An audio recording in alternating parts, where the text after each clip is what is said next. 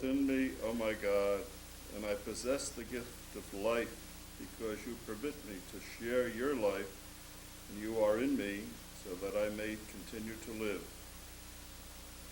It is through you and in you that my intellect perceives and my heart loves what is truly good. Your goodness is so great that, not satisfied with bringing me into existence, you are permanently engaged in preserving me by indwelling within me. I believe all these truths, O my God, because you have revealed them to me. Grant me the grace to derive profit from this belief by having you always before my mind.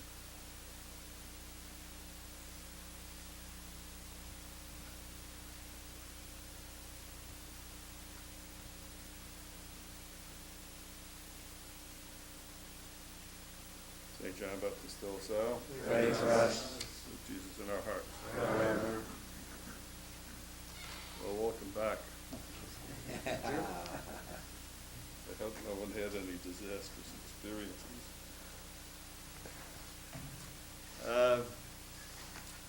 All right. We have two things to do today. One is to cover this period of expansion, and the other is to take a look at the Clement affair. Tomorrow we'll deal with that whole problem of the founder's disappearance in the South. So we have to get a little bit acquainted with the South. Right?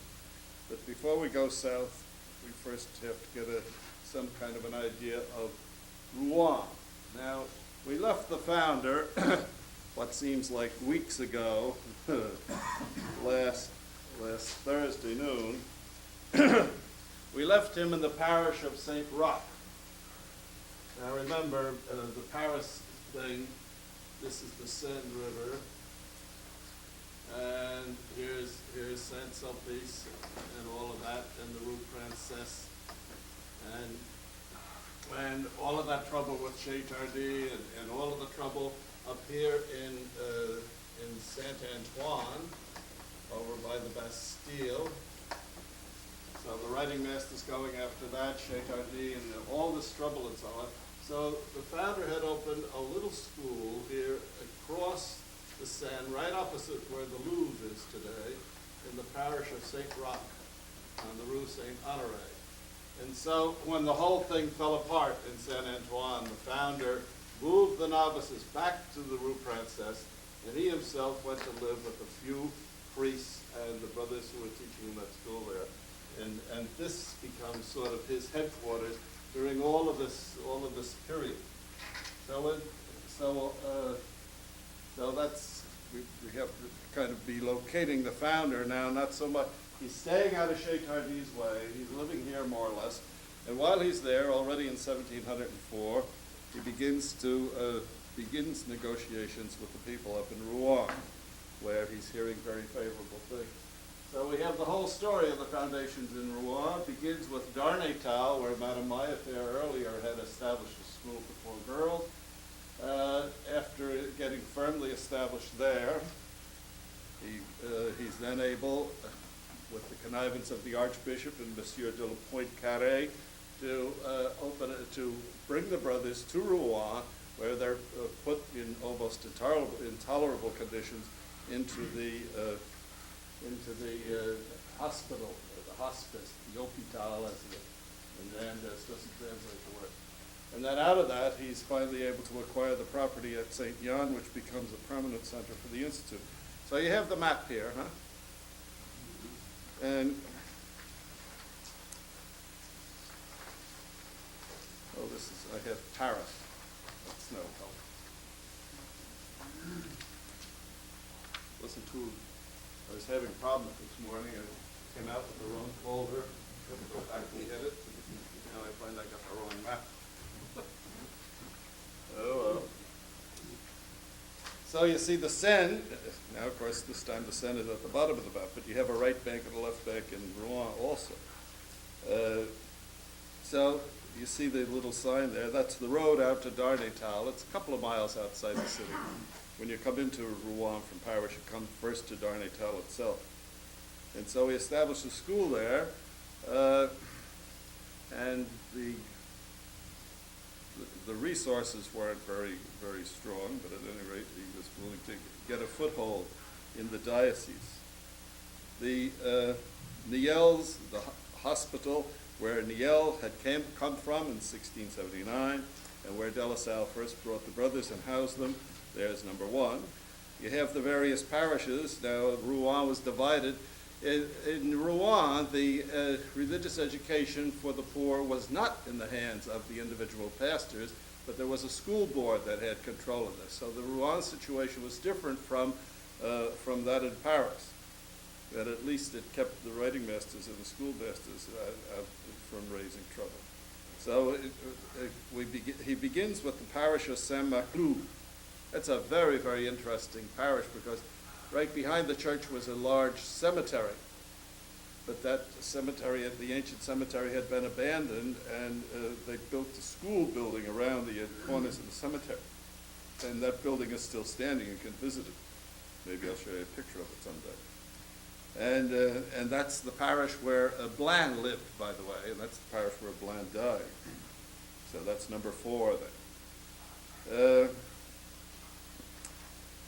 Then that was the first school that they opened, living in the hospital, and then little by little the brothers were located in all 4 of the major parishes there. The cathedral is the dead center there where the archbishop was, and we have 2 archbishops here. The first one, Archbishop Colbert, is very favorable to the brothers. The second one, Daubigny, gives the founder a very hard time. He had met him first at Chartres, where he was the auxiliary to Godet de Moray, and he never liked the founder, and that only created more trouble for him in Reims right up to his dying day. The house of the president is there near the number 7. Over there, do I have here someplace where the number 2 up there is where the Minims are, where Father Barre had lived, and that was his community while he was there. Way over to the left on 12 is the present-day school of John Baptiste de La Salle. An enormous big basilica was built there to house the relics of the founder because he died in Rouen, and so after the French Revolution, when they were able to recover the founder's relics, that school was built in the 19th century. It was built as a big basilica to house the founder's relics permanently. As we'll see, the founder's relics, the founder's body never rested in peace. St. Jan is way on the other side of the Seine. 10 is the parish, the local parish, and that's what creates all the trouble with the founder. And that triangular piece of property is number 11. Now, as you know, Brother Augustine has edited and participated in this study of St. Jan, translated what was started off in life as a licentiate dissertation of a Swiss brother, and but it's been considerably expanded. It's all in the, so there's a whole full. Have you all seen that book, The Brothers at St. Jan? I don't know if it's around. Is it, Gus? Are there copies of it any place? I haven't seen it around now. There certainly must be a copy in that Lasallian room, but there's pictures there and descriptions of the whole history of the thing, all the way carrying it all the way through the 18th century, and with clear maps of the property and everything else. I believe I reproduced that also in the work as yours. So that's just to get our heads set into Rouen. Now, I presume you've all read this. You had enough time to read all the way to the end, I suspect.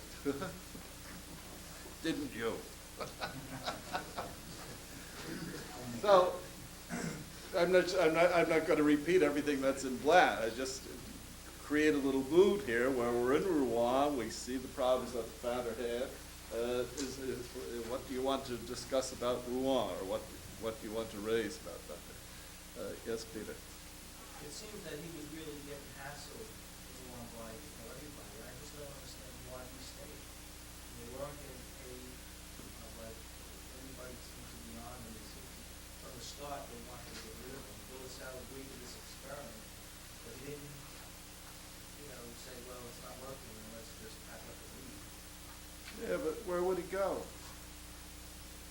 See, this is 1705, huh? And if you go back to what we were talking about last Thursday, already all of those lawsuits are in the works, huh? And the negative judgment is just a few months away, and he's looking for a new center, and he maybe has, we talked the last time, remember, about the attitude he had towards Paris, that he might have been perfectly willing to let that whole thing go down the drain.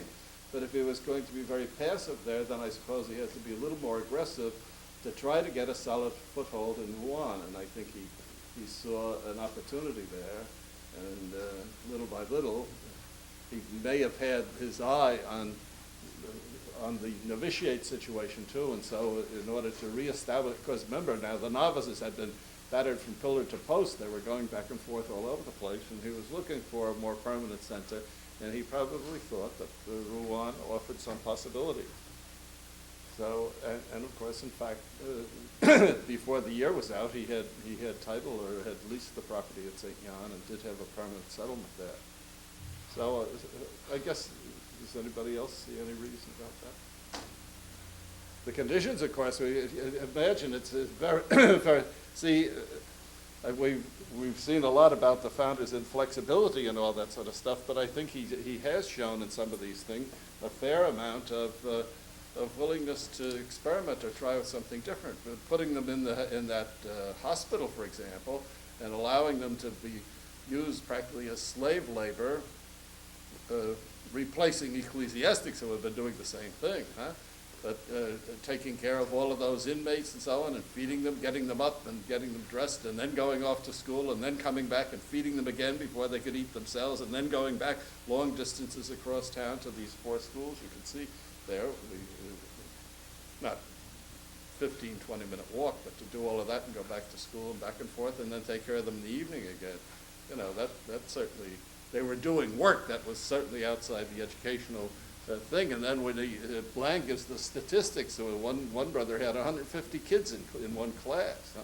And they were getting paid very little wages. George? I was going to ask, regard to St. John, having a boarding school and a school for delinquents and all this kind of stuff with the novitiate, any comments how big were these operations? Oh, well, that property is even today still, it's quite extensive. What would you say, Gus, you know, comparing it to this campus, huh? It would certainly be as big as the main flat part here, huh? I have no idea of the exact dimensions. I've never really focused on that. Yeah, but if you look at that map, for example, he had several different buildings there. These people were all housed in different buildings, and you can visit the thing today still. And there were a lot of extensive gardens and things around. So as Blas says, he had all 3 of these operations going eventually, but they were able to stay out of one another's way fairly well, huh? There are absolutely fascinating stories about that prison where they had the prisoners locked up with the letters of cachet. Now, of course, this didn't all happen in the first year they were there, but to do like Bland does and pursue the thing to the end. But all through the century, a lot of these characters managed to escape, huh? And the monks would go running after them in the middle of the night, and all the people in the neighborhood and so on would be cheering on the escapees, you know, and trying to thwart the monks chasing out after them and all that sort of stuff. We have a lot of stories from that. And of course, St. Jan becomes a very important center to hold the institute together after the founder's death, because Bartholomew was quickly succeeded by Timothy, and this is where the superiors were resident. And Timothy's right-hand man was this famous Brother Irenee, for whom I don't have an awful lot of enthusiasm, because he was sort of the Cornelius Luke type of his day. And he was both the director of novices and an assistant at the same time. And so, and he was totally opposed to opening more schools, and he didn't want the brothers to get too involved in schoolwork. He was a very contemplative type and wanted a more monastic spirituality. And I think that's my theory anyway. That's where all that started. And then, of course, the opening of the boarding school meant that they were giving more advanced education, and it's Battersby who says that it's the boarding school at St. Jan, where no Latin was taught, but where all of these subjects, the advanced subjects, were practical subjects, that effectively it was one of the first secondary or somewhat higher educational schools in the field of professional, pre-professional education. So it's a rather significant thing, you know. And of course, the brothers lost it during the French Revolution. We've never been able to get it back, and as a matter of fact, the authorities at one time absolutely forbade brothers to go there and so on and so forth. I understand the last group or two of the Ciel people or the Sil have, when they make their pilgrimage, have been able to get into the building. And they've been able to get into some of those places where the dungeons were, and they also be able to get into the building that the brothers built after the founder's death to house his relatives. This idea came to me yesterday while I was reading beyond this up into the middle teens, Yeah. but maybe it's part of why LaSalle put up with all this stuff. Hidden into Blaine's LaSalle spending all day long on his knees is all of this writing and stuff. I wonder how much of it might have started back here because he was relatively close by most of what was going on there, that he did have time then to deal with all this administrative stuff that, Yeah, that he was trying to get a hold of. there's no question, but I don't think he did. I don't think he, by writing, you mean writing his texts and books. Now he'll do a lot. Most of that seems to have been done either in the Vaugirard period or down in the south, in Grenoble. Anything else about Rouen? Did the founder have in mind when he built up this operation here at Saint-Lo, the model in his mind of what was on the Rue Neuve in Reims, many operations functioning under the one roof sort of, many different things. It becomes quite complex, doesn't it? It is complex, and I had never thought of that. This property is much more extensive, however, for one thing, and for another thing, the operations are different. In Reims, in the Rue Neuve, it was the community, a small community, and then the juniorate, and then the school for training teachers. There's no school for training teachers here at Rouen, except, of course, the novitiate.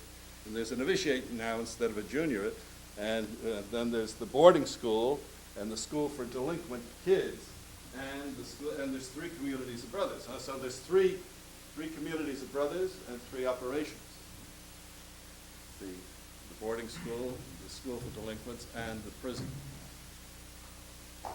Brian makes it sound like they had practically no contact with each other. How realistic is that? Well, there were some contacts because and I Gus might help me out, have to help me out on this, but the delinquents attended some of the ceremonies, went to chapel with the boarding students, but did they go to some of their classes? Yeah. Yes, I think so. But their residence, they were kept apart and much more disciplined, for residential purposes. And the prisoners were kept totally isolated and separated until they proved that they could be trusted a little bit, and then they began to bring them out. You have to read the book. Read Gus's book. It's very, very fascinating thing to read. It gives you a real sense of the early days of the Institute.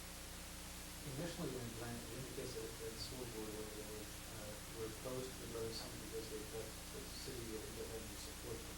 Yes, yeah, and Is that what continued to be the real reason why they continued to oppose? well, I guess, see, for part of it may well be that prior to the brothers' arrival there, all of this, the schools existed, and they were being taught, and the hospital was being maintained and supported by seminarians. So this was a way that seminarians were able to earn some living while they were studying for the priesthood, and that's kind of a pattern all through this. The founder has to fight that in many places. And this, of course, was Damius' system down in Lyon, and we'll see the same problem in Marseille. So the idea of using clerics during the period of their training to do this type of thing and so on. So I suppose they came more cheaply, for one thing. And I also think that probably the board had an idea that De La Salle had his own way of doing things also. I suppose that was the reason for the opposition of the school board. But it's interesting that the school board had so much power that they could book both the archbishop and Poincaré, who was the president of the parliament. So it must have been a very, very powerful organization. I'm sort of surprised that there's virtually no contact with, let us say, relatives, friends, and so on, to go to the prisoners or the delinquents or the boarding school. There's not, for visits or for whatever we do today. There don't seem to be a big flood of, how are my boys doing or anything.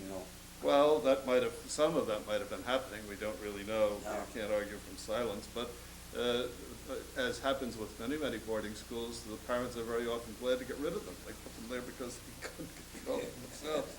And I suspect also with the type of discipline that was imposed at the time, extensive visits from relatives and so on were not encouraged.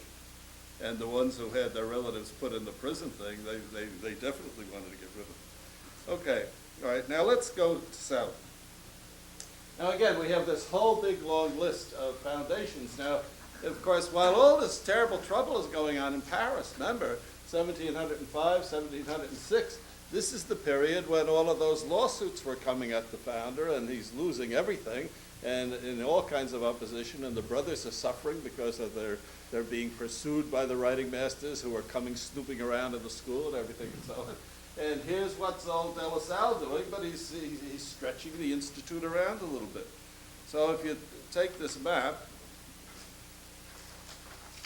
I prepared this originally for beginnings, and Gus was good enough to do the lettering. You see his fine hand here in this thing.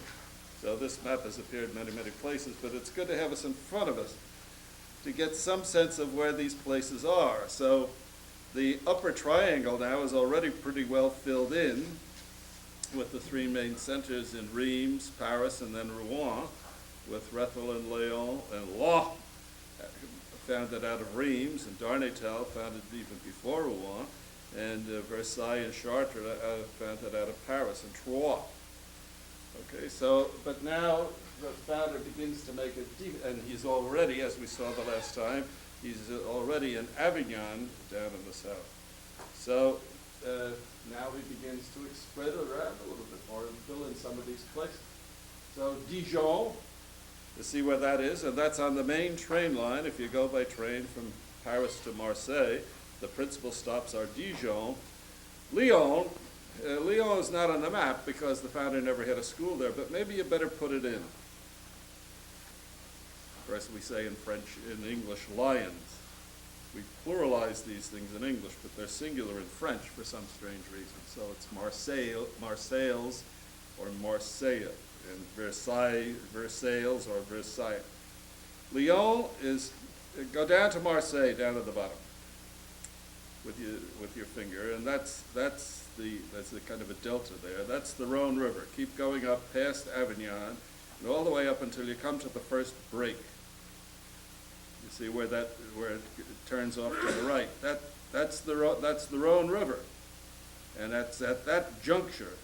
There's where Lyon is. The river coming down from the north is the Saône River, S-A-O-N-E.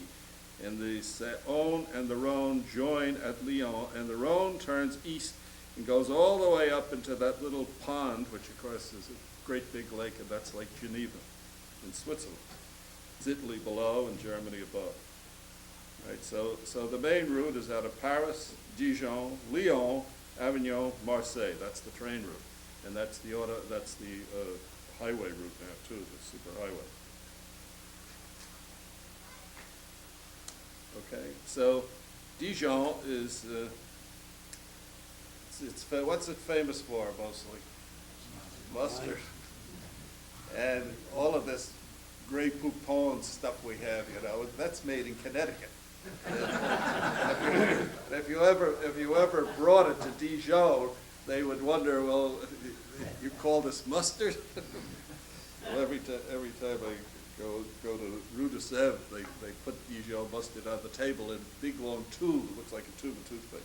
And I always manage to squeeze a tube, to get a tube out of the econom to bring back home with me. It's marvelous mustard. There's another thing it's famous for too. The facade of the cathedral is the biggest collection of gargoyles. The whole facade of the cathedral is just covered with gargoyles. Rows and rows and rows of gargoyles. In most cathedrals, they're just sticking off the edge. There's a whole facade filled with them. Some of them quite interesting. Some of them a little scatological too, and as you know, I have a flair for that type of thing, but anyway.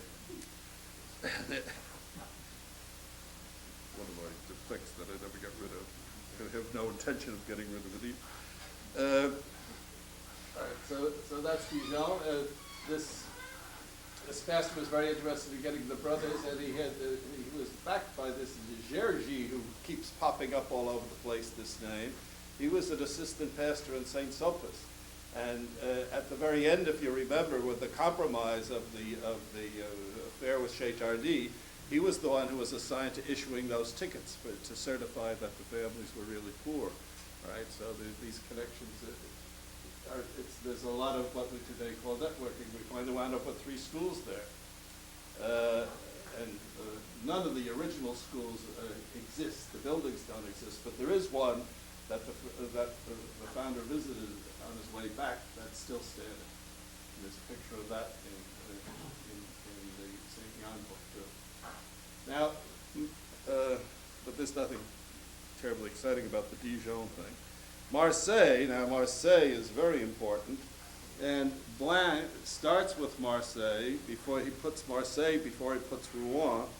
So that's one reason why the reading goes a little bit back and forth. And on page 13, 14, and 15, now it's Marseille, of course, where the founder really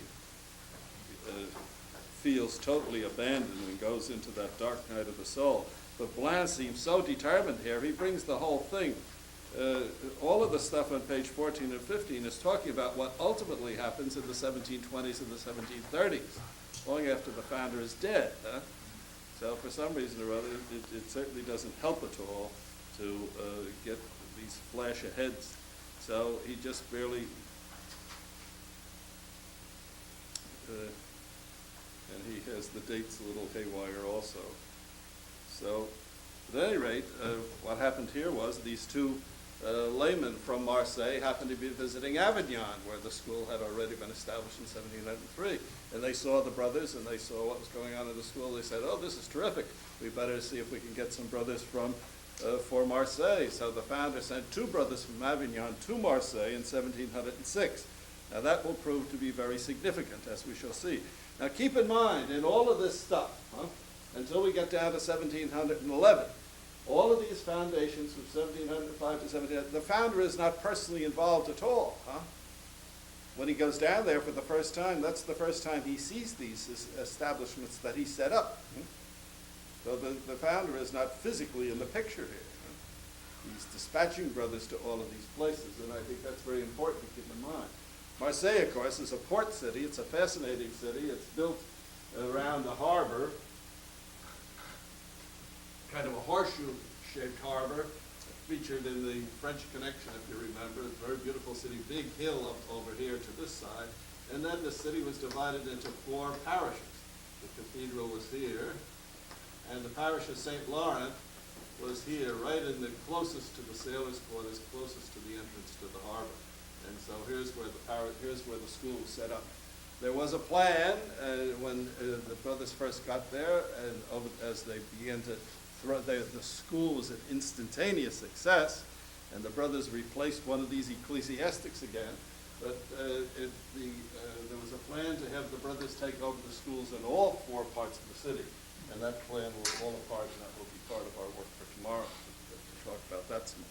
So all we're doing here is getting these places established. But it's most important when you're preparing for your stuff tomorrow to have some sense of the geography and where these places are. So all we're interested in doing here today is getting them in there.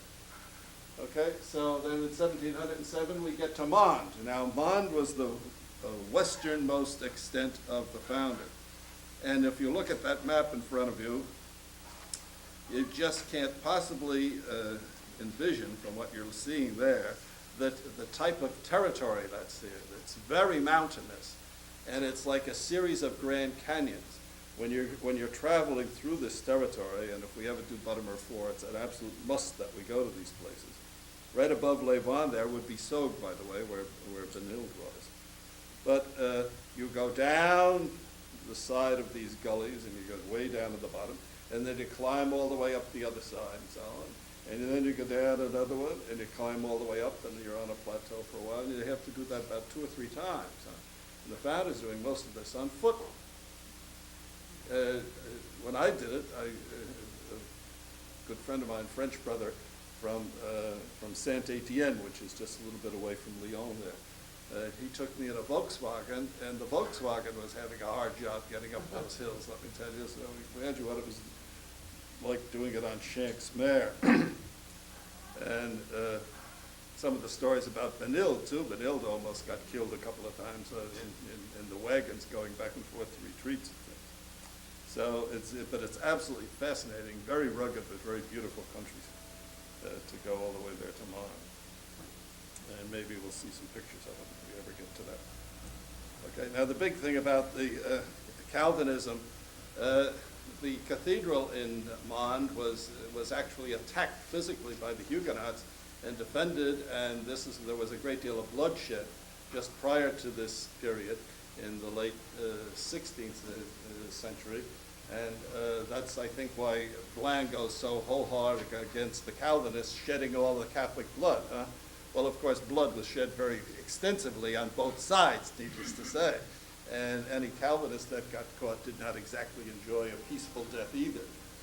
And so Blanc, of course, has absolutely, if he has no feeling for Jansenists, he certainly doesn't have much for Huguenots. The Calvinists in France are called Huguenots. Calvin never wanted, it's interesting that Lutheranism has always been called Lutheranism after Martin Luther. But Calvin never wanted his religious reform named after himself. And so it always gets called something else. In France, it's the Huguenots. In Scotland, it's the Presbyterians. That is named after the elders. And in Holland, it's the Dutch Reformed Church.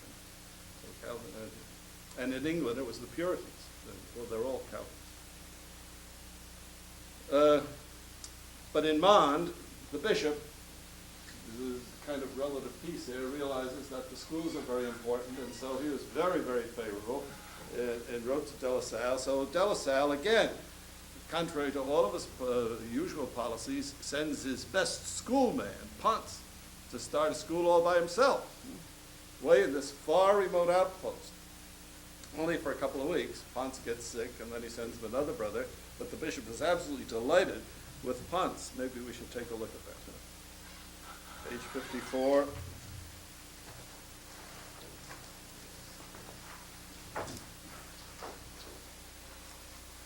The bishop is writing to De La Salle, "My dear sir, I cannot sufficiently bless God who inspired you with the idea of training schoolmasters to instruct the young and bring them up in Christian piety. Seminaries train good ecclesiastics, but good schoolmasters who give children the first impressions of piety and religion can help to sanctify all Christians. Nobody could be more pleased than I am with the brother you sent, who, while awaiting a second to help him, has already begun instructing our young people." Ponce was probably sent there to see what the possibilities were, and he decided to start teaching school right away. "I should be extremely obliged to you if you send us another able to teach both writing and arithmetic." Notice the invading the writing master's territory. "For this will attract all the youngsters, and thus we can impart to them the rudiments of Christian piety." So that apparently was one of the features of our schools, too. That they were, unlike the schoolmasters who mostly concentrated on reading, we had a full, rounded-out curriculum that included those skills that were very important to have, namely mathematics and writing. "I will give the brothers all the protection they can expect from me, so they may be completely satisfied by their labors. Brother X, whose Ponce can tell you my high regard for him and for the school," so on and so forth. And so the bishop leaves an endowment to make sure that the brothers will be supported after his death. As Blanc says in the footnote on 55, the only bishop who ever did so. Then there's this account of this so-called schism in Mons, and Blanc obviously has this thing all mixed up and all wrong. It's a very, very difficult thing to try and straighten out. If you do the readings and encounters, I have a much more better summary of it, let's say, as to what we know. But there was this troublesome brother Médard who probably started the whole thing. And we'll see more of this when we come to the founders' visit down there too.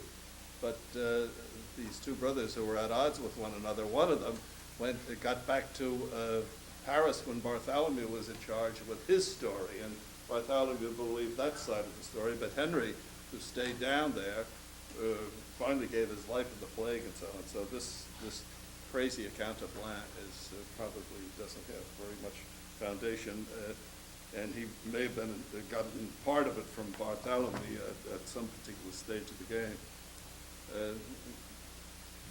So, anybody want to raise anything about that? But there certainly was not a question of anything like a formal schism. There seems to have been a bit of a problem as to exactly who was the director. And Gus, do you want to say anything about that? But that's part of the early brothers story too, isn't it? Because we do know the names of some of them. There was, of who the directors were there. After Ponce, I think it was Anthony, and then a Bernardine, and then Henri, something like that. The brothers in Mond have written this story up for themselves, by the way, and one of them that I met there sent me a copy of it. How long the time, I just recall, they didn't let him come in. How long was the founder? Well, we'll come to that tomorrow. He was never there at the beginning, as you say. No. He won't get there till 1711. We'll talk about that tomorrow. Okay? Is Blount exaggerating this, making this up, or confusing it with something else? Probably both. Because you have all these little incidents going through of rebellious brothers, which is an interesting thing too. If he had confidence in them and trusted in them, some of them got carried away with whatever that confidence was that he had in them. There's that whole thing in Paris later on too, with the old Chétardy trying to lure the brother and get him to bring the whole bunch with him. Okay, so just to get a sense of Mond there. And of course, this bishop dies, and a new bishop comes in who's favorable to the founder, but equally favorable to the brothers. In the case of the endowment like this for this holy bishop, would he keep it himself in his possession, and then it would go to the brothers in installments or something? No, because there's an old saying, you can't take it with you. This is a legacy, huh? It's a legacy, so he was dead. So he left it to them, however, huh? And left enough of an endowment, and it's an endowed legacy. So the founder had title to it, and that was used to support the brothers. Okay, now Loes, Hernandez spells it A-L-A-I-S, and it's usually spelled in French A-L-E-S with a grave accent on the end. And this was a hotbed of Calvinism. Now, of course, this is another aspect of the founders' policies that I think we would have to either apologize for or work our way around in light of today's ecumenism and so on. But there was no ecumenical movement going on here. Huh? Page 58.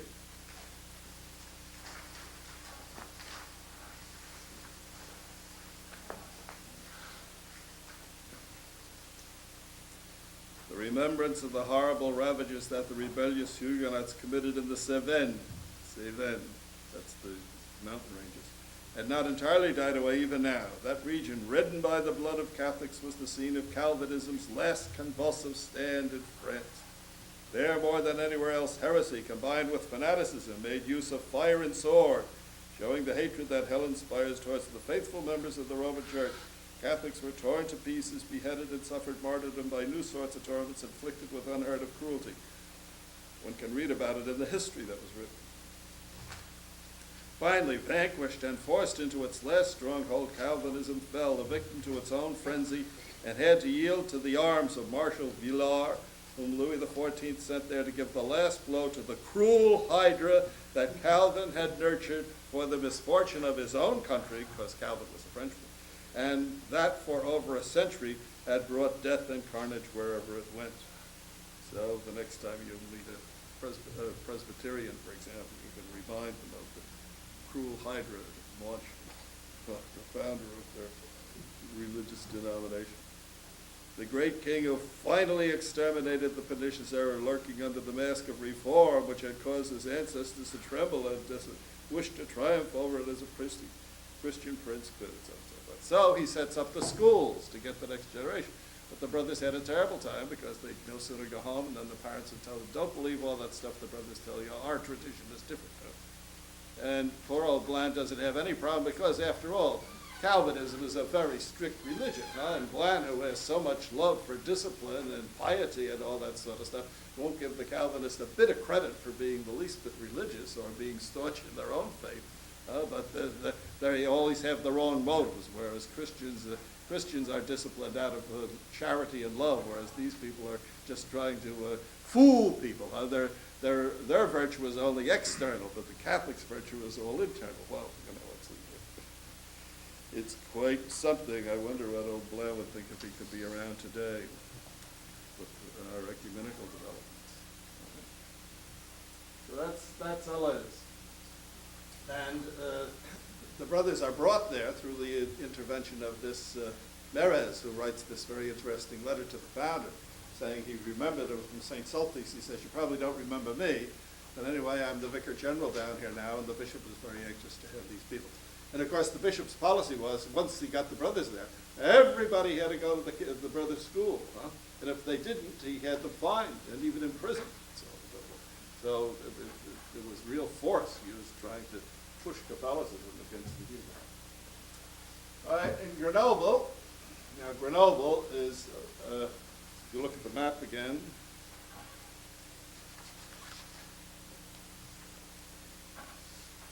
Grenoble, if you see where Lyon, where we put Lyon, and the Rhone River going up to Lake Geneva, the river that's leading into the Rhone from the east, there where Grenoble is, that's the Isère River, I-S-E-R-E. There's hardly a crossword puzzle that doesn't have Grenoble's river in it. And it's the Isère River. And it flows right through the middle of the town. The town is divided in two by it, like so many of these towns are. And the brothers' school was on the wrong side of the river, needless to say. So there's Grenoble, and of course it's right in the foothills of the Alps, very high mountains all around. Beautiful mountains. The Chartreuse Mountains are there, the Périgord Mountains are there, and this is where the Olympics were held a few years ago, weren't they? I guess quite a few years ago now. So it's a site for Winter Olympics. Beautiful city to see. The brothers were brought there by two former Sulpicians also. See, again, this Sulpician network. They were younger contenders. They were not there when the founder was there. They were considerably younger than the founder. And this Yves de Sallian, he later on became a bishop, but he's the one who was in charge. He was the chaplain at the hermitage at Parmedy where Sister Louise was. And so we have to keep our eye on Yves de Sallian because he'll be very important in what we have to do tomorrow. The other was Claude Canel. They were canons of a collegiate church, not the cathedral in Grenoble, but on the one side of the river there was a church of St. Andrew that had a chapter of canons, as some churches did.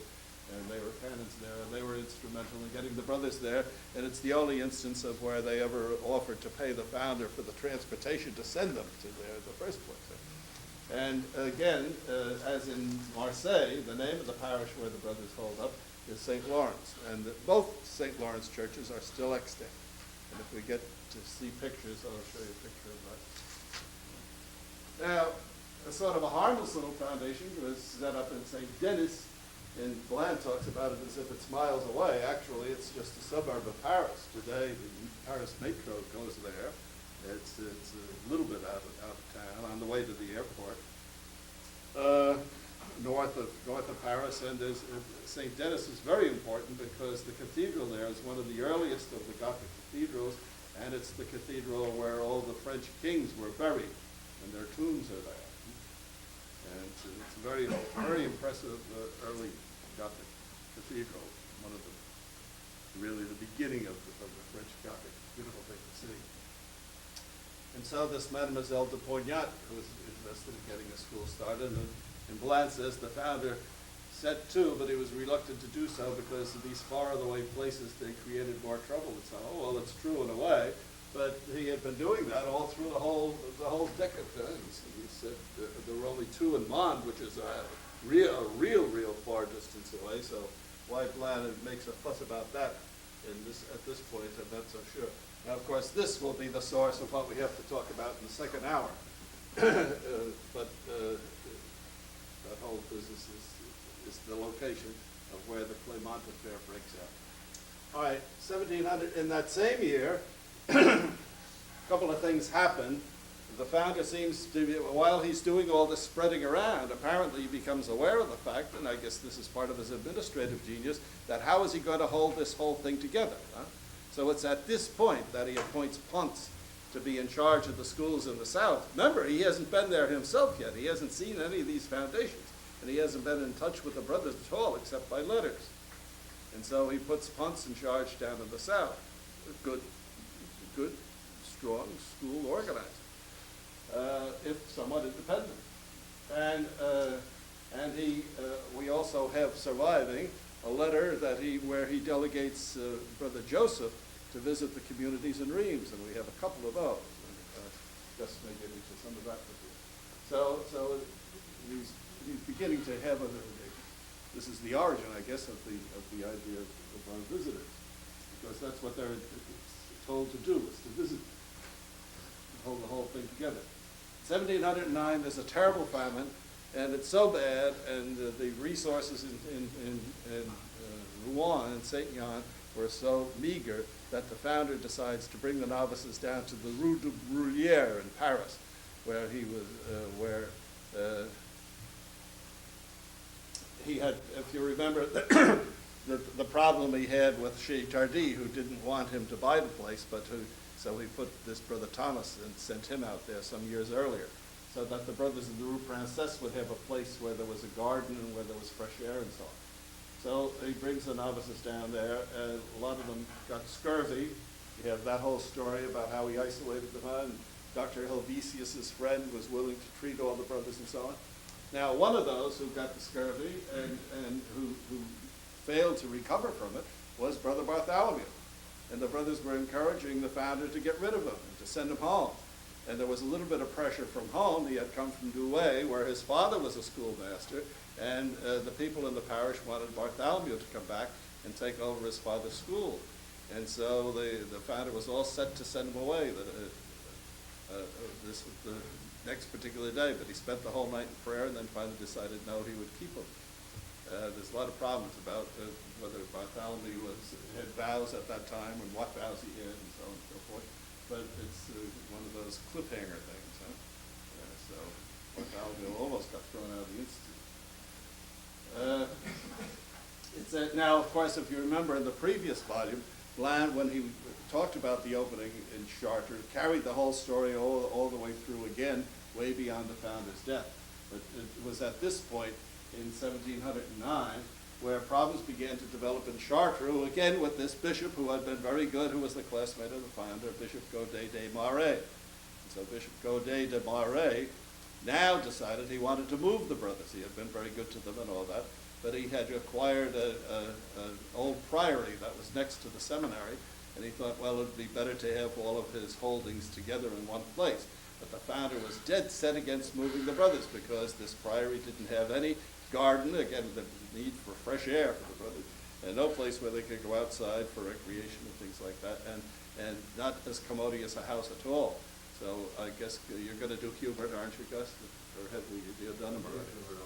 You did Hubert already. Well, anyway, these are the letters to Hubert where he's telling him, for heaven's sakes, don't do everything you can not to let this happen.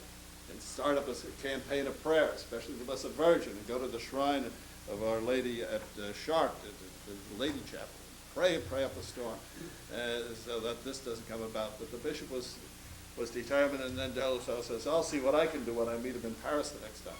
But then by the time the bishop comes to Paris and so on, in October that year, the bishop died. So that was the end of that thing, and the brothers stayed where they were. So their prayers were heard. Then we have the foundation in Versailles in 1709.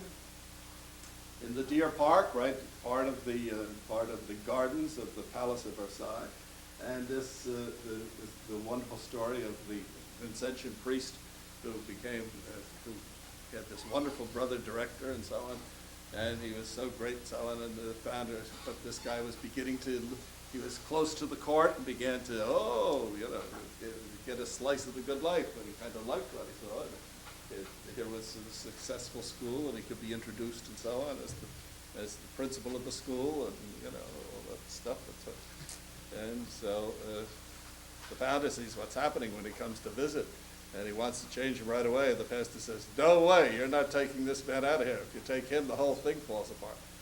And so the founder figures he has no choice, so he leaves him there. So then finally one day, much to the pastor's shock, the brother throws his habit aside, goes out to leave. The pastor sends this old Vincentian, this pious old man, to try and persuade him to come back, and so the monk says, "No way, goodbye," and off he goes. And so the pastor never again interfered.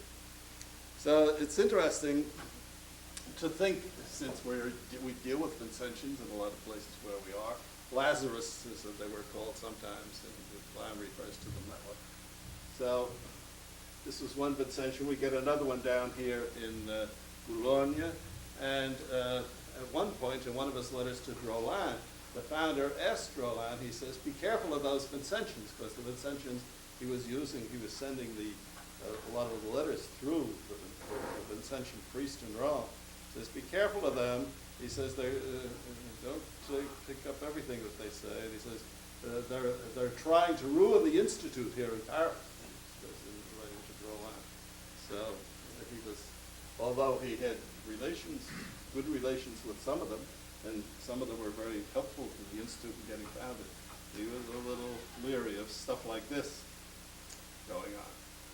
See, both pastor, the Sulpicians, the Vincentians, the bishops, the pastors, everybody loved what they saw when they came in contact with the founder and the institute and the brothers and the schools. That every one of them had their own idea of, first of all, maybe taking the thing over themselves. That every group that he ever ran into always felt, well, this is a great idea, but we could do a better job if we took it over for ourselves. This is a consistent pattern all the way through. We have the better, and that's, of course, why the founder stuck to his guns all the time. No, we're going to do it this way, this is the way we do it, and we don't want anybody else trying to tell us how to run our lives. So it's a marvelous sense of independence in some way. The brief school in Moulin, where, again, violating all the rules, this brother who was such a successful catechist that the pastor had him, the bishop had him giving model catechism lessons in church on Sundays and so on. This Brother Benil spent some time in that community. And then the foundation at Boulogne-sur-Mer with both with the upper town and the lower town, constructing the house and all that sort of stuff, and the influence of this layman again. So he and Jean's become good lay friends of the founder.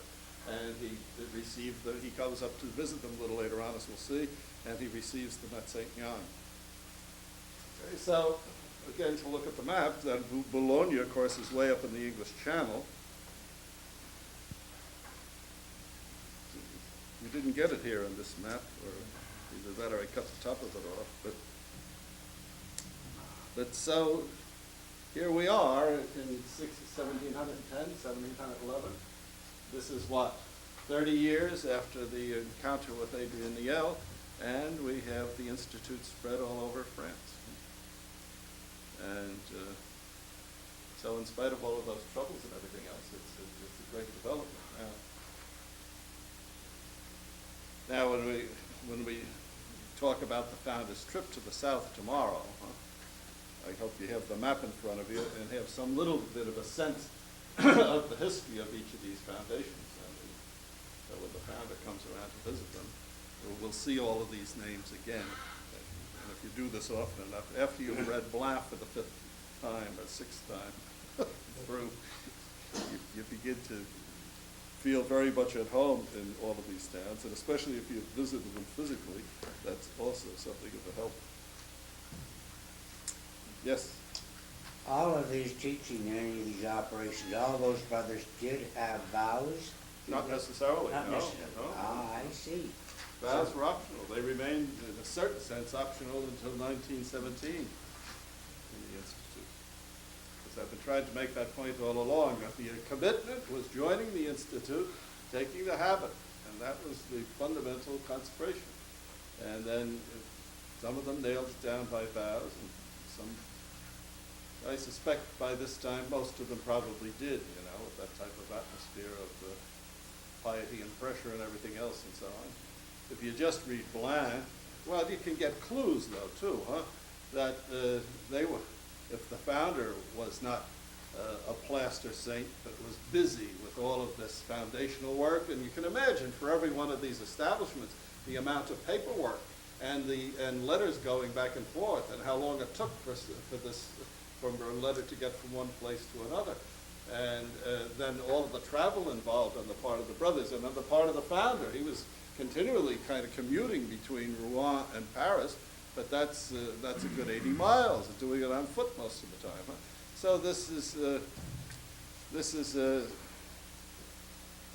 we get a different picture of the founder. But we also, if you read between the lines of Blanc, the brothers were far from being all the saintly people that we sometimes think of those early brothers. We know from the letters that some of them were keeping the rule perfectly and so on. And we know from some of these characters that we've met, huh? All the crazy things with Ponce and Matthias from the letters. But then that rebel, huh? That Chétardy was continually trying to find the softies. And then Dubroux going around and trying to remind them, oh, you could lead him, he's too strict on you, you know, and why don't you take one of us as a superior? We'll treat you nice, we'll give you wine and all that. And, you know, so, and a lot of them, and they didn't all resist either, huh? A lot of them were attracted by those bribes and so on. So these men were in spite of the fact that they were following the rule pretty much to the letter. And then, of course, as we'll see, a lot of the trouble comes from the fact that if you look at all these foundations, well, there was a good bunch of them anyway. Huh? They finally got as many as 10 centered in that hospital in Rouen. So that was all right. And then they finally got 3 schools going in Dijon, so that was a fairly sizable community. But in the beginning, there were only 2 in Mans, and then eventually a 3rd one, but one of them was Ponce, who had to be running around all the time. In Loes, there was only 2, and in Saint-Denis, there was only 2. Marseille, there were only 2 in the beginning for the longest while. So an awful lot of these were very distant communities of 2 men. Huh? One of whom was the director. So how would you have advertisement and defects, for example?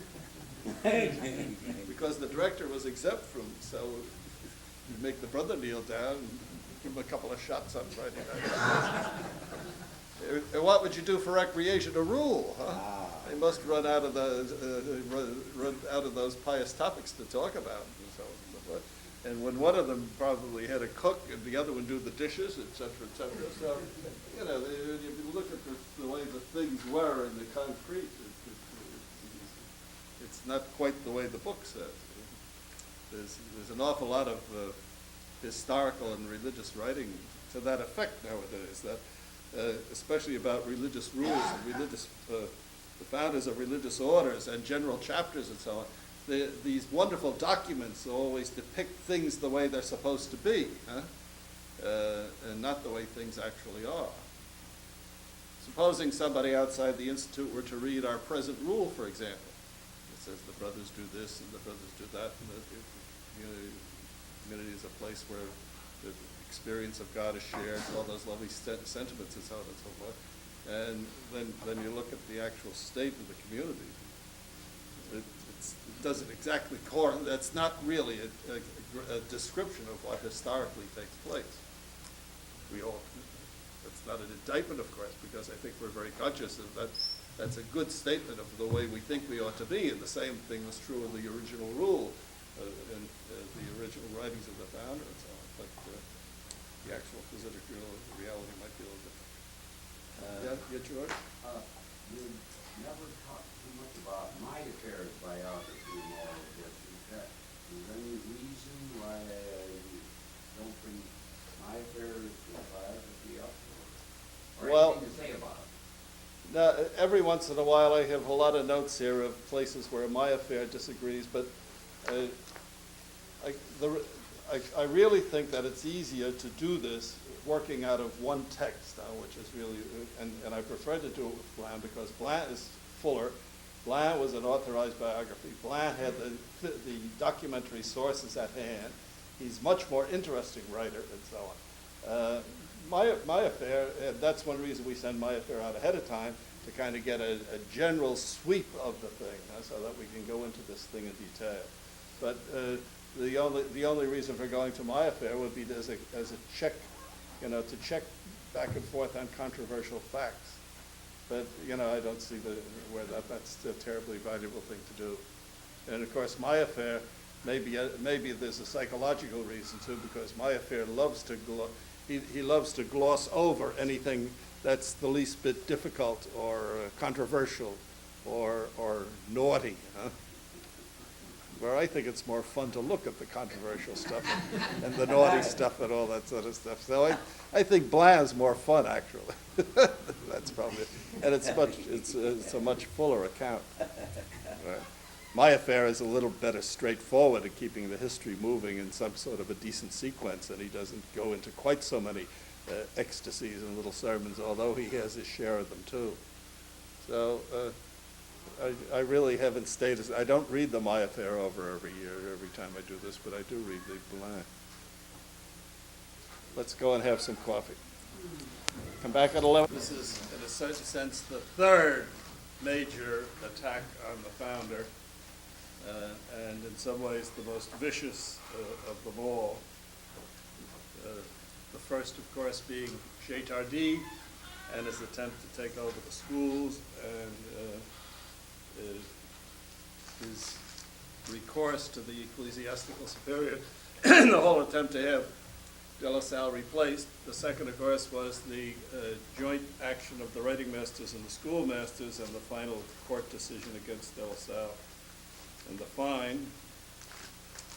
And so now this third thing comes up. So, but of course he's spread his base rather far and wide throughout France.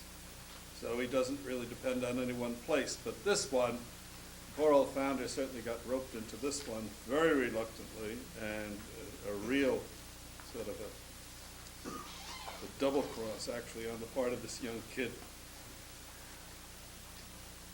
So his name is Jean-Charles Clément. I've often, maybe I'll do this before the, I've often meant to do this and never got around to it. But in the book, Bland calls him a priest. I'm not sure what the word is in French. It probably is abbé. Now, most of the time, an abbé is a priest. It's the word for a diocesan priest. Bland calls him either a priest or an ecclesiastic. The fact of the matter is he was a layman, a young layman. He was not a priest, not even an ecclesiastic. But he had inherited somehow the title to the rich abbé of St. Calais. He was to receive this in due course.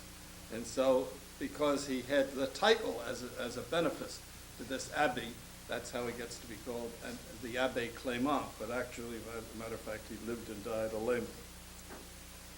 Now, his first encounter with De La Salle was while De La Salle was at that St. Roch, very small little community with mostly living there with a couple of other priests. And De La Salle was recovering from a knee injury. It's called a wen in the thing. What had happened, of course, was De La Salle, early one morning, he was going from the Rue de Bac across the Seine River, and he went across the Pont Royal, because the Rue de Bac is right practically on the banks of the Seine. Goes across the Pont Royal, which leads you right there to the Tuileries Gardens. And at that time, there was a big gate there. And it was very early in the morning, and he stumbled and fell, and he pierced his knee with a spike that was in the ground to hold the gate together. And so he got up and he started crawling, getting on his feet. He was tottering all over the place with this very painful injury. He had rheumatism already anyhow.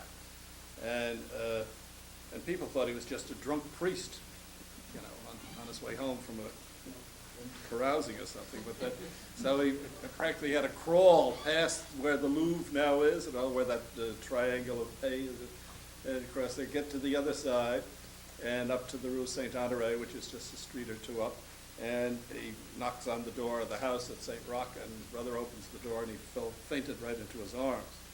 And so he had a long time recovering from that injury, so that's where he was, in the Rue Saint-Honoré, and the School St. Roch. And this young Jean-Charles Clément comes to him, and he says, well, he's heard a lot about the stuff that he's doing and so on, and he was interested. He said, I'm fairly wealthy. I come from a wealthy family. My father's a surgeon.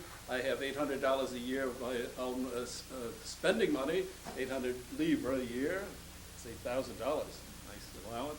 And he said, and when I get to be 21 or whatever age, I'll inherit this title to this monastery, and then I'll be happy to support anything that I can be interested in. And he says, I'm particularly interested in setting up vocational schools or some sort of vocational training program for young kids, late teenagers. So the founder said, well, if we're going to get involved in it, it has to be in accordance with our institute, and that doesn't sound exactly right. So the founder wrote him up a little thing. He said, now here's what we're all about. So read this and study it and come back. Well, so he read it, and he said, well, he certainly was not interested in the gratuitous schools, but he did see this reference to teacher training programs, and he certainly would be interested in doing something like that. That would be close. And if he had a training program for school teachers, then he might also have a vocational training program in conjunction with it.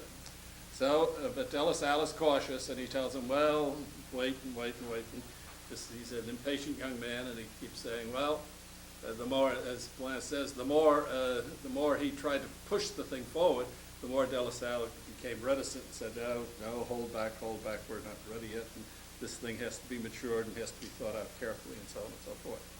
So finally he decides to go to the cardinal. So he works through the cardinal's vicar general, and the vicar general says, well, now, let's be careful here. It's okay, it's a good idea, and if you come from a good family, and if you want to support something like this, he says, it's all right. But the cardinal says, go ahead, but not in Paris, because the founder is already forbidden to run anything like this at all in Paris, and it's very similar to the thing that they had closed down at St. Hippolyte. So find someplace else. So the vicar suggests this place in Villars, but no, that's too far away. So Clement didn't want that. So meanwhile, the founder is already involved in setting up this school up in St. Denis. And so there's the sister of Mademoiselle Poignant has this beautiful house for sale that would be suitable for such a center. And so De La Salle's lawyer, Rogier, and Clement and De La Salle all come together in this meeting in 1708, and they make a deal to lease this house. And so Clement, so De La Salle offers, he had some money, he had always wanted to get a teacher training college started, so he had some money put away someplace, 5,200 livres.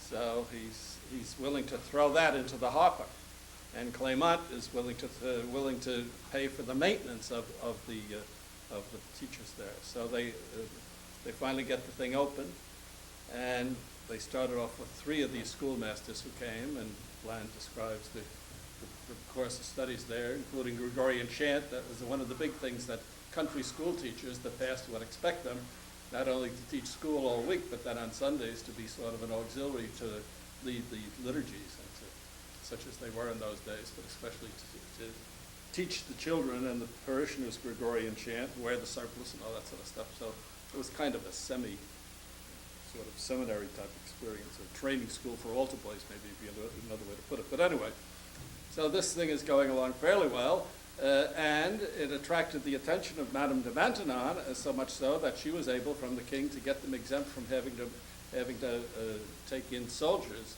to billet soldiers, and everything is going rather smoothly. The famine comes along, and some of them had to go home for a couple of months, but anyway, the school seemed to be established. So here we see De La Salle seems happy that this thing is going along. Of course, Bland puts it very dramatically, he said, "It's going too well, there must be something wrong here, you know."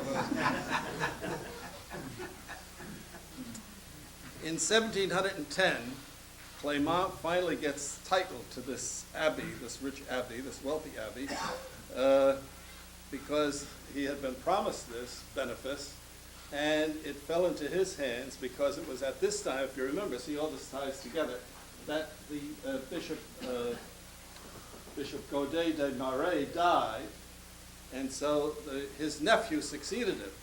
And his nephew, the Bishop of Marienville, I believe, was his name, he succeeded to Chartres and left this post of this abbey vacant. And so it fell to Clement. So now he's got all the bucks from this abbey and so on and so forth. And apparently, at this point, everybody begins to have second thoughts. Now that old Clement has all of this sudden wealth that's thrust upon him, and so on, he begins to lose interest in the whole project. Mademoiselle Poignant, the sister of that other one, she decides she wants the house back. Rogier, the lawyer, who and the whole thing was put in his name, huh? And he had the receipt for the $5,200 livre. But so old Rogier decides it would be much better to sell the house. So you have everybody having second thoughts about the whole operation, and here's De La Salle caught in the middle. Meanwhile, with all this going on, Clement's father, who was a famous surgeon in Paris at the time, he gets wind of the fact of what his son is up to, and he decides he wants to pull him out of it, and in no way get involved. Now, one of the things that Bland does not mention, but Arose discovered, as he discovers all these interesting little things, it was in that year, in 1711, that the Clement family was given a title of nobility by King Louis XIV. So that probably was one of the major motivations in this whole thing, while the family, now that they had been given noble status, didn't want their son mixed up in anything that was as shadowy and had was so low on the social scale as something like getting involved in gratuitous schools, especially, of course, since Jean-Baptiste de La Salle already had court judgments against the whole enterprise that he was engaged in anyhow. So here's the Clement family. And the father was so enraged when he found out what his son was into that he blamed the founder for leading him on and trying to milk him for the money. Now, the Clement family, the founder said, no, it was his idea, not mine, and I tried to hold him off on the thing and so on. They wouldn't listen to any kind of reason whatsoever in the whole process. So, and they really were out to get the founder. Now, I don't know whether you caught the significance of this in reading the Bland. Bland tries to make it as clear as possible. But this meant, therefore, that the accusation was not only a civil suit, that is involving the money and all that sort of stuff, but it was a criminal suit. That taking advantage of a minor was a criminal action, huh? And therefore the founder was subject not only to fine but imprisonment. And of course his reputation, then he would be a condemned criminal effectively. And so and they really wanted to crush the founder completely. Now the founder was in an impossible position. Huh? The Clement family had very, very powerful connections. Now, Blanc keeps putting the secret enemy in there, and that's a possibility, although I think he may be trying to push too far on that. But certainly, the cardinal was not going to be on the side of the founder after all the trouble that and the whole business over the Bricot incident. Chétardy may well have been in the picture and so on and so forth, and there was nobody that the founder could rely on in the whole thing. So anyway, the founder did what he could. He got the receipt for the 5,200 livre that he had put into the thing, and he got all the correspondence, because a lot of this negotiation with Clement in the early stages was done by letters. So he had all of that correspondence showing that it was Clement who was pushing for the thing all along, and that he certainly wasn't leading this kid around by the nose. But it was pretty evident that the judgment was going to go against him. So in 1711, while all of this is cooking, De La Salle makes his first trip to the south. And he does the tour of the south. Now, has only a couple of paragraphs on this, and we don't know very much about where he went on this trip to the south. We know he was in Dijon at one point, that he was in Avignon. He probably, in Mende, there's a clear memory of him going over there on this trip. So either he went over to the west directly to Mende and Loes and those places and then came back by way of Avignon, or he came down Dijon and Avignon and went over there. But we know that he wound up in Marseille because we have a letter that he wrote to Gabriel de Rollin from there, saying that he had to go back. This thing took about 6 months. And so he writes to Rollin that he's going back to France, because he thought of himself as effectively in a foreign country when he's down there in Marseille, where the language is very different and everything else. So this is the founder's first visit to all of those communities that we saw over here. And it's quite possible that he was able to drop in briefly anyway at all of them. And every place he went, he was well received in Mende by the bishop and so on, and he was treated wonderfully.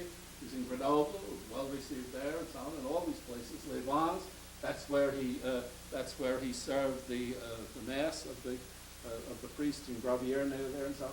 Now it's hard to tell these stories whether they apply to this first trip or whether they apply to the second trip when he goes down there for 2 years. But at any rate, it seems quite possible that in this trip he was able to visit the communities. But then when he's in Marseille, word comes that this Clément thing is coming to a head, and he'd better get back and try somehow to defend himself. So it's then when he begins to draw together all the papers, and he gives them over to his lawyer. So in 1712, on January the 23rd, he's cited to appear before the court under this charge of suborning a minor. And so he prepares this dossier. 13 letters he had from Clément urging him to do this. The receipt, and then a memoir, his own memoir of the whole thing. Now, Blanc says he has that memoir in front of him. So the main lines of Blanc's account would certainly be true and factual. All right. So Rogier, the lawyer, finally sees that the judgment is coming. There's no hope, because apparently, as the more modern interpreters of this would point out, that in spite of all of the evidence that he had, that he wasn't leading the fellow astray, the fact that Clément was a minor was the only thing that the judge was concerned about. The fact that De La Salle let himself get involved in complicated financial negotiations with somebody who had no legal competence to do so was already enough for an unfavorable judgment. So Rogier tells him that the judgment is coming, and he says there's no hope for this thing whatsoever. And he said they're talking about putting out a warrant for your arrest, and they're going to confiscate the house and everything else, and so on and so forth. So in February, De La Salle heads for the hills and goes back down south and gets lost, leaving just disappeared, and off he went. The judgment finally comes in May, and the judgment. These are the conditions of the judgment. First of all of the documents signed by Clément, the young Clément, all of these documents are null and void. All those letters, therefore, have no legal status, and all of his promissory notes where he promised to kick in his half. That the debt of 5,200 livres is canceled. That the founder is commanded to repay Clément the 3,200 livres that Clément had put into the operation for maintenance purposes, and a formal warning that he was never again to do any business dealings with minors, all right, and no more promises of this kind, and so on and so forth. So it is effectively a guilty verdict. But this is by this time the founder is in the south. Now, Brother Bartholomew, who sort of stepped into the vacuum, made the mistake of quoting the condemnation literally, and I think we better take a look at that, page 93.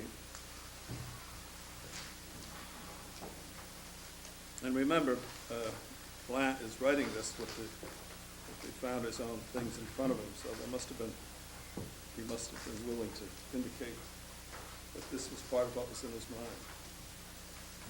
The top of 93. After the departure of the servant of God, the brothers received 2 summonses, one from Rogier who had gone over to the other side, although he had been John Baptist's intimate friend, and the other from Clement's father. In both of these documents, de La Salle was treated with extreme discourtesy. And particularly, they made it a point to call him a priest of the Diocese of Reims and superior of the brothers of the said house, in other words, superior in Reims, and not superior of the brothers of Paris and St. Denis. So he says all of this shows that collusion with the Chetardy. Well, maybe. But then the next one, jump a paragraph. What affected the founder most keenly was that he imagined that all of the brothers in Paris were on his enemy's side. It was a false impression because the brothers in Paris during his absence remained in his regard what they had always been. What gave him this impression was the fact that Brother Barthélemy, thinking that it was the correct thing to do, had forwarded to him the 2 summonses in which the Holy Founder was addressed as superior of the brothers in Reims, not Paris. Such terms, which could be only dictated by his rival, of course, well, if that's what the document said, made him wonder about the fidelity of his disciples in Paris and feared that they might already have given in to the intrigues of his enemy. For as he said to himself, why send me these documents couched in such terms, if not to hint that they no longer consider me as their superior? They're referring to him as the superior of the Reims brothers, not the superior of the Paris brothers. His suspicion was ill-founded. Brother Barthélemy had sent him the papers in all straightforwardness, thinking he should have let him know what was going on in his absence.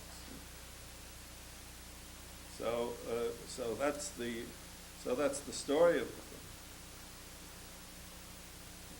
Now, old Rogier. So now the upshot of this is Rogier then decides. Apparently, Rogier or whatever other lawyers they were working with turned over all of those papers to the Clément family, got hold of them and so on. Whether that would have made an awful lot of difference or not, but certainly the founder was betrayed. Rogier is trying to salvage what he can of the thing, so he decides, because the brothers still have a school there, so Rogier, something like Vouillard again, decides to try to salvage the thing by buying the house himself and claiming it for himself, because he had the receipt for the 5,200 livres. So he was allowed to do that, on condition that Mademoiselle Poignant be paid the balance. And so he got hold of the 5,200 livres and was allowed to keep the house. And the brothers were allowed to stay there for the time being. Right? And he said that he would repay them. So, which he never did in the founder's lifetime. But then he given them the 5,200 livres in his will as a matter of conscience. Clément, as of course good old Blanc always brings these villains get it in the end.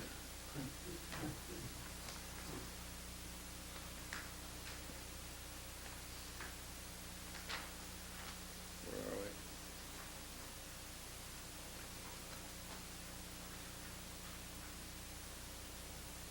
we? Page 94. It is not to be wondered at if this priest, who is responsible, he's not a priest of course, who was responsible for all the disasters we have just described, came to an evil end. After the death of the regent, now Louis XIV died in 1715, and Philip of Orleans was appointed to be regent until Louis XV would be old enough to assume the throne. So after the death of the regent, he was accused of plotting against the state and was exiled in chains far from Paris. As for Rogier, he recognized his wrongdoing and tried to make up for it as best he could. And so he left him the 5,200 livres. Now, what Bland apparently didn't know, and or he would have done a wonderful job on this, was that Clément's father, now unless Bland, again, is confusing two things, Clément's father was arrested. He got on the wrong side of the developing political scene. I'm not sure that I ever heard exactly what. And he wound up in the Bastille. And when I visited Loes in Paris a year or two ago, and he swore me never to tell anybody what he was working on, so I think by which he meant don't tell Michel Sauvage, so I never. But Loes discovered that apparently the archives of the Bastille were somehow preserved, or parts of them were, and he has discovered the whole the whole process against the elder Clement that wound him up in the Bastille. So he hopes to make a cahier out of that someday. So unless Bland is confusing them, the two of them got what they deserved in the long run. Yes, Floyd? Granted, LaSalle's reluctance to get involved in this in the first place. Yeah. Given his legal, background, do you have any insight as to, why would he sign documents of considerable financial magnitude with a minor? Yeah, well, that's maybe one reason why I'm not as enthusiastic as Gus is about this, this legal streak in it. But first of all, I think he's inclined to be trusting, huh? And when he sees some, especially if he sees some possibility of good coming out of an involvement that he has, he's inclined to go along with it. But I have a very similar question when we come to Irenae. Now, Irenae came also from a noble family, and as a young man, this Claude Dulac de Montesembert, and as a young nobleman, he was in the army, and he turned into a compulsive gambler and a compulsive womanizer. And his father had to rescue him a couple of times from the gambling thing, and was just about ready to write him off. But as a young army officer, he got wounded in a battle, and something like Cassius, he had part of his leg blown off or something, and he recovered from that, and then he went on a reform kick. And so he went from monastery to monastery, and every time the father caught up with where he was, he didn't want the father to know where he was. So every time he applied for entrance into a whole series of monasteries, they'd always say, well, send home for your baptismal rite. And old Irenae said, no, I don't want you to contact, I don't want anybody at home to know where I am. So the Capuchins wouldn't take him, and the Franciscans wouldn't take him. His biography was written up, and the title of the biography in French is Qui l'aura? Who will have him? Who will take him? So he comes to Parmeny, where De La Salle is, and De La Salle puts him under several trials and so on, but gets involved with him, and then he puts the habit on him without asking any of those questions. So it's not the only instance of De La Salle getting involved with a young man who's a little bit, operating illegally, in this case, contrary to canon law and everything. But again, the Institute had no status as a religious order, so we didn't feel obligated by any of the canon law at the time, which was not codified either. But he didn't feel that he in any way had to act according to the pattern of church law for religious institutes. But it's a very similar case, isn't it? So, that seems to be, is there, yes, Phil? What was the total value of that house? I couldn't discern that. I don't know, but it seems to somewhere in the back of my head there's something like 13,000 livres. I think the 5,200 down payment was half of it or something like that. It may be in Encounters. I haven't looked at that again recently. The second question, why did his lawyer, Blaine says that he was betrayed by his own lawyer? Well, that's another thing. So this whole thing is kind of messy and intriguing, isn't it? And when you're dealing with these, with Bland, who messes up the facts with all of this, with his own little plots and intrigues and everything, it's awful hard to straighten it out. But it's quite possible. There may, see, what happened, of course, is that all of De La Salle's papers that he had, the dossier that he had put together in his own defense, somehow fell into the hands of the lawyers of the opposition. But that might have been required by the court. See, so I'm never too sure about this thing.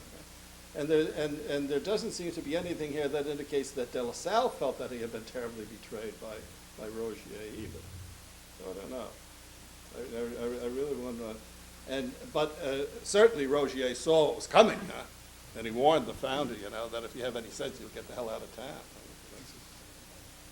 So, Gus, have you got any thoughts on that? No. I would, however, proceed from the opposite direction. I would proceed from the direction that De La Salle was acting wisely. This is characteristic of De La Salle. He knew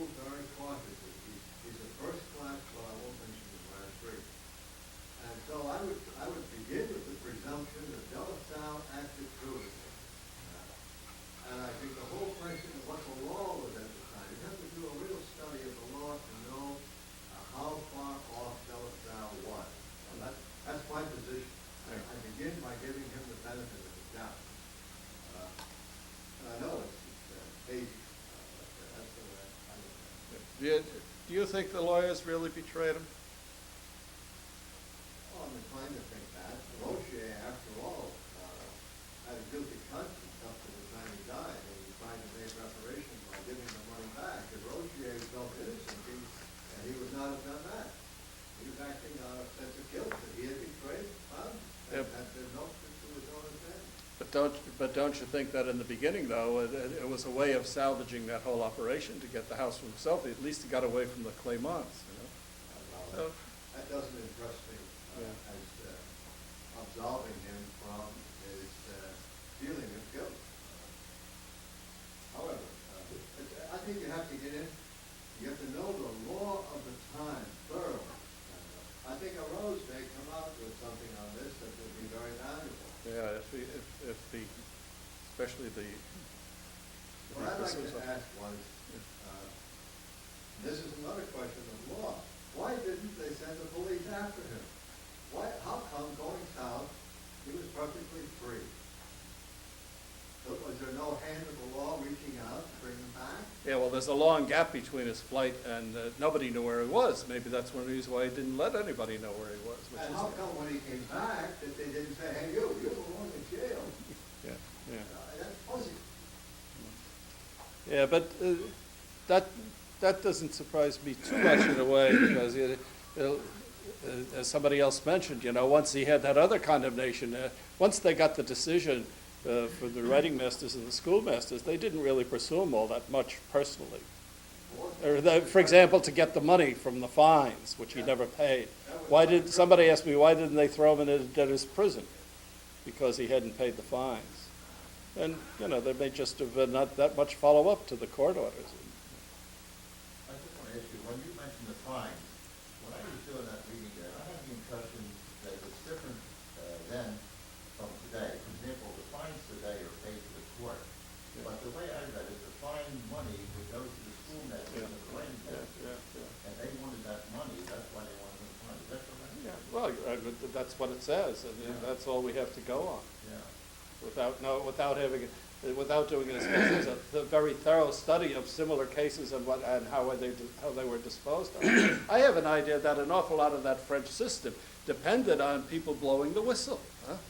And that is, if your enemies pursued you in the courts, well, then they'd pursue you and throw you in jail, or get letters to cash it, huh? And lock you up, as they did for some of those other people. But once they got a court judgment, if they were satisfied with that, apparently that was the end of the pursuit. That's at least what any of the evidence we have from the story.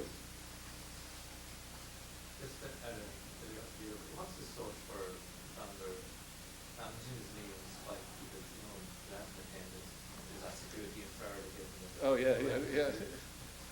I don't, is that story in my affair? Maybe it is. I've forgotten what the source of that is, but I think it might be in my affair.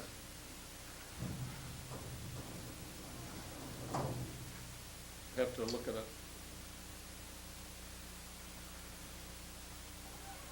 I'll take a look at my affair and see if I can find it. Arose has it. Arose has it in that chronicle, right? In the back of beginnings.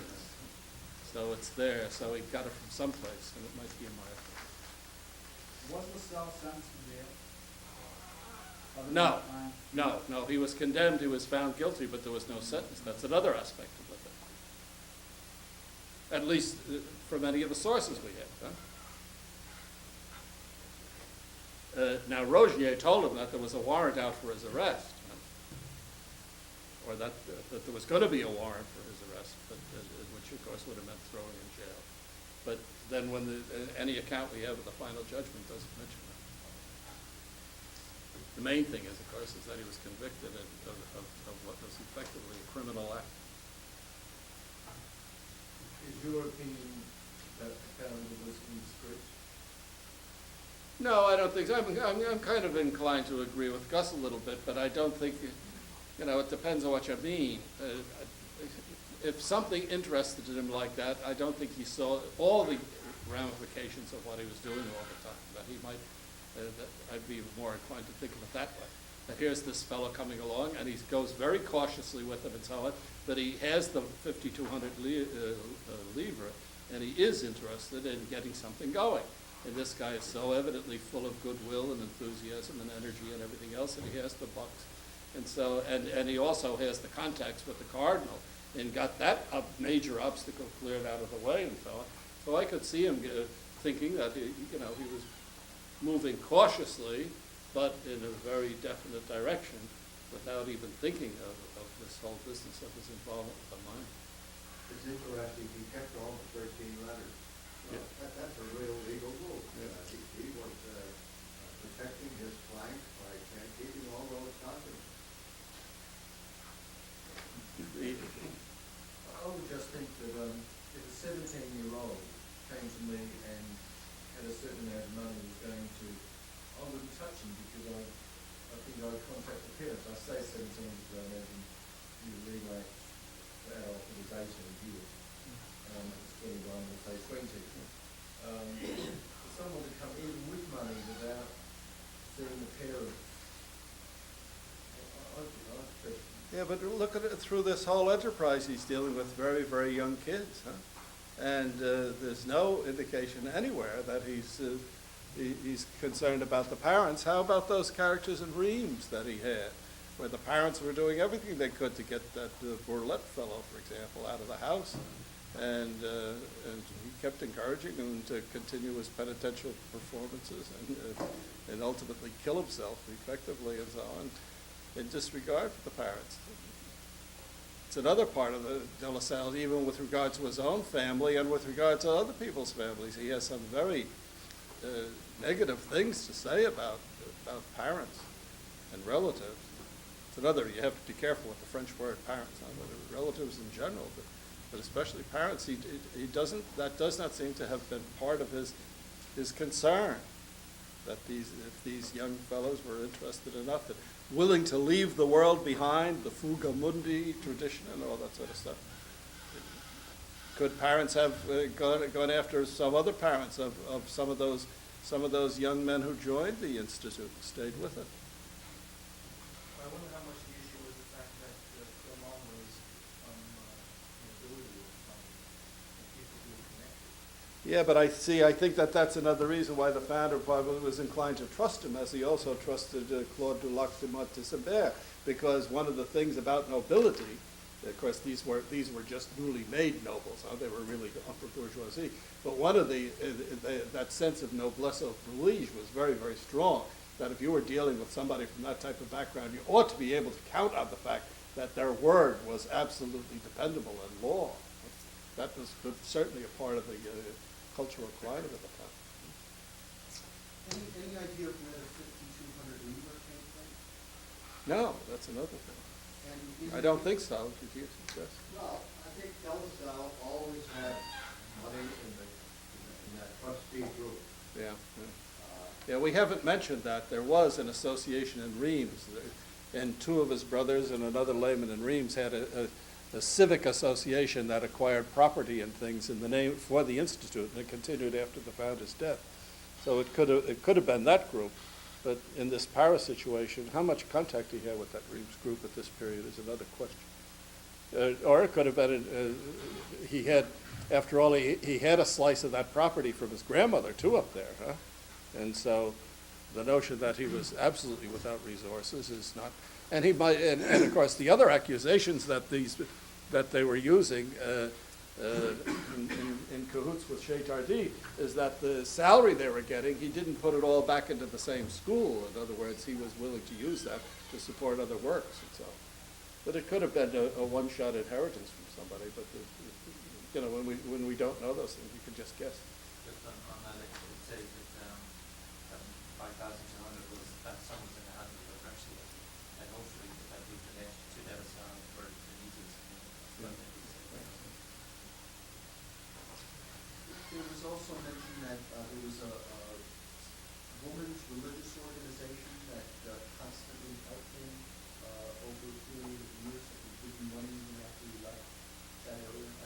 was in the Rue de Charonne, and those were the Daughters of the Cross across the street where he said mass for them and had, but in that famine situation, see that when Bland is talking about the events in 1703, he carries it all the way through to this period where he had the novices in the Rue de Bruyere, and whenever they really got stuck and had nothing, he'd say, let's go to the cross, the Daughters of the Cross. The Daughters of the Cross there. And so they were always good for a handout, whenever he really got stuck. Were those Dominicans? Were those Dominicans? I think they were. Now that you mention it. Gus, were those sisters Dominicans, do you know? I don't know.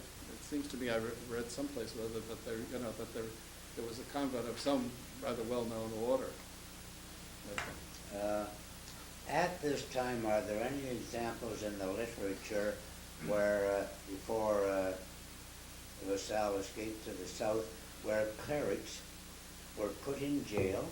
Oh, sure. There are examples. Oh, sure. And the Spirit and Virtues, is it Spirit and Virtues where he visits that fellow in the Bastille and the priest and exchanges his cassock with him? Of course, the That's one of the Bastille stained was 70 glass years windows later. in the chapel here, huh?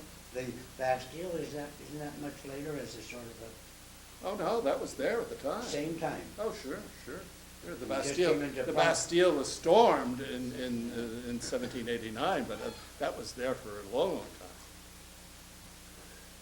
If you go to that square where the Bastille was, they have the outlines of the original Bastille in the street and marked in the pavement of the street. Okay, so now for tomorrow we'll do the founders trip to the south, and the whole business of this will be the fourth major campaign against him, the campaign that takes place in Marseille. So again, you can work your way through Bland, but I think you'll find it much more clearly organized and stated in those short pages in the Encounters book. Huh? So try to get to read the Encounters, and it'll be a good review of all this stuff, because there we try to put together in a short space the foundation, the history of the foundations in the South, to review what we did this morning, and then the trouble in Marseille. Read Bland first, and then read Encounters, and that'll be corrective, and we can talk about that a little bit tomorrow too. Okay? We have a little business to do before going over to lunch. We need to talk about our party that's coming up. If you remember, we originally were planning on doing something Tuesday night, but then Ed Bean's funeral mass came up. So we thought Wednesday, and we have a room for Wednesday over at Soda Center.